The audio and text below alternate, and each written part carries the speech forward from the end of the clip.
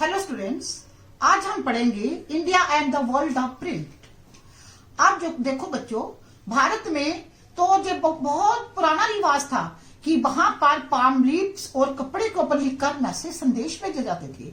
ये भारत का एक ओल्ड एंड रिच ट्रेडिशन था कि मैसेज भेजने के लिए खजूर के पत्तों को इस्तेमाल किया जाता था, जब कपड़ों को इस्तेमाल किया जाता था। और बच्चों, जब प्रिंट आया, प्रिंट तो बहुत बाद में आया, हाथ से लिखे मैन्यूस्क्रिप्ट, हैंड रिटन मैन्यूस्क्रिप्ट का रिवाज भारत में तो बहुत पहले का था। ये हैंड रिटन मैन्यूस्क्रिप्ट जो थे, ये संस्कृत में लिखे जाते थे, अरेबिक्स में लिखे जाते थे, पर्शियन में लिखे जाते थे। और ये संदेश जो था ये बाहर भेजा जाता था। और बच्चों, ये जो है, ये मैन्यूस्क्रिप्ट जो लिखे होते थे, इनको फिर प्रिजर्व भी किया जाता था। जो बच्चों, ये हम आपकी बुक में पढ़ेंगे। Manuscripts before the age of the print, India has a very rich and old tradition of handwritten manuscripts। और जो manuscripts जो थे, संस्कृत में लिखे जाते थे, अरेबिक्स में लिखे जाते थे, पर्शियन में लिखे जाते थे, as well as in various vernacular language। और कई जो है उस प्रदेश में, उस जगह में जो बोली जाने वाली भाषाएं थी, वो लोकल लैंग्वेजेस में भी लिखे जाते थे। Manuscripts were copied on palm leaves and handmade paper। हाथ से बने हुए पेपर जो बनाया जाता था उसके ऊपर, और पाम ट्रीज, खजूर के पत्तों पर ये लिखे जाते थे। पेजेस वर समटाइम्स ब्यूटीफुली इलस्ट्रेटेड। कई बार बड़ी खूबसूरती से उन पेजेस को सजाया जाता था, पिक्चर्स बनाई जाती थी। They would be either pressed between the wooden covers. उनको दो लकड़ी के डिब्बों के कवर के बीच में उनको प्रेस किया जाता था। Are sewn together to ensure preservation. जहां उनको सिया जाता था, कपड़े के ऊपर उनको सिया जाता था। पाम के ट्री पे लिखा है तो उसको कपड़े के साथ अटैच किया जाता था, क्योंकि वो देर तक जो है वो ठीक रहे, प्रिजर्व रहे। Manuscripts continue to be produced till well after the introduction of the print। और जो manuscripts थे, जब प्रिंट कल्चर, प्रिंट होना शुरू हो गया, तब भी ये मैन्यूस्क्रिप्ट बहुत देर तक ये जो उनका प्रैक्टिस थी, ये प्रैक्टिस चलती रही down to the late 19th century। Manuscripts however were highly expensive and fragile।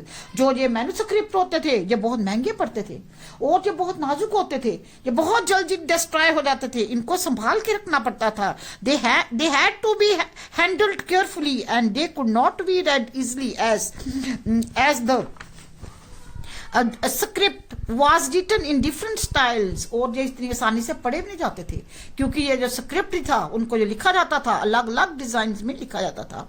अब बच्चों, ऐसा था कि जो है ये अंग्रेजों के आने से पहले प्री कॉलोनियल रूल से बंगाल में भी एक स्कूल खोला था, प्राइमरी स्कूल खोला गया था। वहां बच्चों को जो है वो पढ़ाया जाता था, चाहे वहां पर बुक्स नहीं होती थी, उनको चाहे वो ऐसे ही आप जो है डिक्टेट करके पढ़ाया जाता था, लेकिन बच्चे वहां पे लिटरेट होते थे, पढ़ते थे। ऐसा स्कूल था जहां पे जो है Bengal had developed an extensive network of the village primary school. Bengal में विलेज में प्राइमरी स्कूल्स होते थे। Students very often did not read text. वो जो टेक्सुअल जो है वो बुक्स नहीं पढ़ते थे। They only learn to write. वो सिर्फ लिखना सीखते थे, कैसे लिखा जाता है उनको लिखना सिखाया जाता था। Teacher dictated portion of the text from the memory. याद किया हुआ जो बिना देखे हुए वो अपनी जो है वो उसको डिक्टेट करती थी, and students wrote them down. Many thus became literate without ever actually reading any kind of the textbook. अब बच्चों, ऐसा है, अब जो है print comes to India. India में प्रिंट कैसे आया? बच्चों, ये इंडिया में जो प्रिंट था, ये पुर्तगीज की जो है क्रिश्चियन मिशनरीज थे, उन्होंने लाया। अब जो है उन्होंने जहां पर प्रिंटिंग प्रेस लाई, और जब मिड 16 में इन्होंने जहां पर प्रिंटिंग प्रेस लाई, और इन्होंने कोंकणी में भाषा को सीखा। अब ये कोंकणी भाषा क्या है बच्चों? ये कोंकण कोस्ट है, ये हमारा इंडिया है। इंडिया के जो ये कोस्ट है जो आपकी वेस्टर्न साइड पे है, ये आपका गुजरात कोस्ट है। ये गुजरात से लेके गोवा तक ये कोंकण कोस्ट है।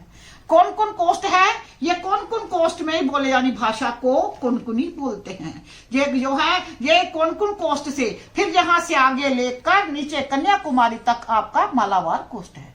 ये आपका मालाबार कोस्ट है, इधर कोरोमंडल कोस्ट है और उधर जो है ऊपर फिर सर्कल कोस्ट है। ये जो है ये आपकी इसके कोस्ट है, जहां पर गुजरात से लेके गोवा तक जो कोंकण कोस्ट में बोले जाने वाली भाषा है, इसे जो है इसे कहा जाता है कोंकणी।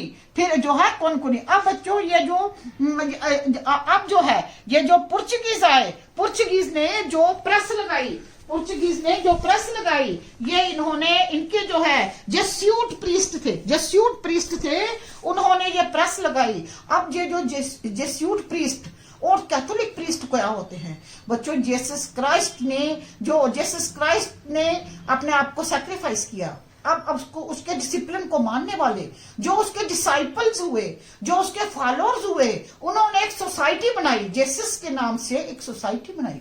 उस सोसाइटी में जो जीसस के जो है वो डिसिप्लिन को मानते हैं, वहां पर जो प्रीस्ट होते हैं, उस सोसाइटी के जो प्रीस्ट है, उनको कहा जाता है येस्यूट प्रीस्ट।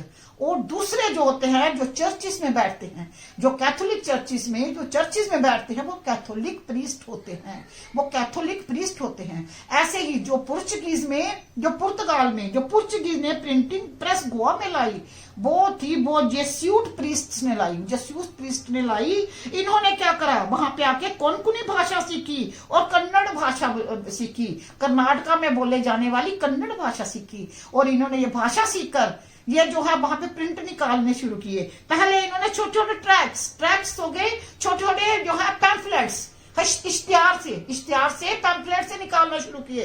तमिल लैंग्वेजेस में जो है ये कोंकणी भाषा में, कन्नड़ भाषा में जो है इन्होंने जो है तमिल भाषा में इन्होंने वो निकालने शुरू किए। उसके बाद क्या हुआ, फिर कैथोलिक जो प्रीस्ट थे, पहले इन्होंने कन्नड़ और कोंकण भाषा में निकाले, और जो है फिर कैथोलिक प्रीस्ट ने भी जो है वो तमिल में जो है एक बुक लिखी 1579 में, जो है उन्होंने जो है एक जो है ये तमिल में बुक लिखी। उसके बाद 713 में मलयालम में एक बुक लिखी गई। उसके बाद मलयालम जो है, ये जो मलयालम भाषा है ये आपके केरला में बोली जाती है और लक्षद्वीप में भी जो है ये मलयालम भाषा बोली जाती है। एंड उसके बाद 1710 में डच प्रोटेस्टेंट्स, अब जो है प्रोटेस्टेंट्स जो है ये आपने पढ़ा कि जो है ये क्रिश्चियनिटी के जो 2 टाइप्स ऑफ बिलीवर्स हुए, एक को कहा गया प्रोटेस्टेंट्स रिफॉर्मर्स, दूसरे कैथोलिक रिफॉर्मर्स। अब जो है ये प्रोटेस्टेंट्स जो थे,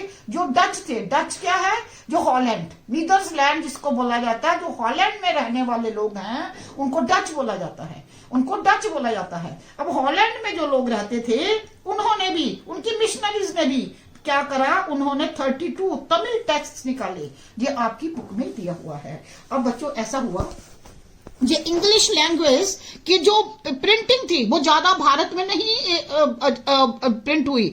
आपने पढ़ा ऊपर जो जितने भी जेस्यूट प्रीस्ट थे, they learn Konkani and printed several tracts. By 1674 about 50 books had been printed in Konkani and Kannada language. 1674 तक 50 बुक्स जो थी कोंकणी और कन्नड़ भाषा में लिखी गई। किसने लिखी, ये जेस्यूट प्रीस्ट्स ने, जेस्यूट प्रीस्ट्स ने लिखी। Then Catholic priest printed first Tamil book. आपको पूछ सकते हैं who wrote the first Tamil book and when.